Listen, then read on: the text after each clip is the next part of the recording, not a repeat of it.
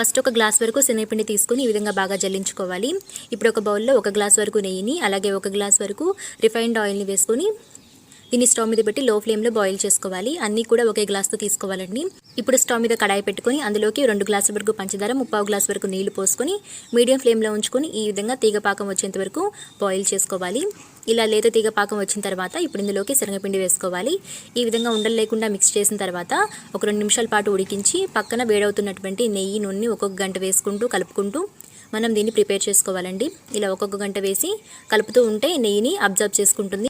మళ్ళీ ఇంకొక గంట వేసి కలుపుతూ ఉండాలి. ఇలా నెయ్యి మొత్తం కూడా అయిపోయేంత వరకు కలుపుతూ ప్రిపేర్ చేసుకోవాలండి.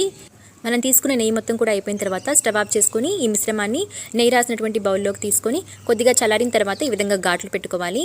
ఇది పూర్తిగా చల్లారిన తర్వాత ఇలా రివర్స్ తిప్పుకొని మనం ఘాట్లు పెట్టిన దగ్గర మళ్ళీ కట్ చేస్తే పీసెస్ అనేవి ఈజీగా వచ్చేస్తాయండి. అంతేనండి, Mysore Pak ready. Thank you for watching.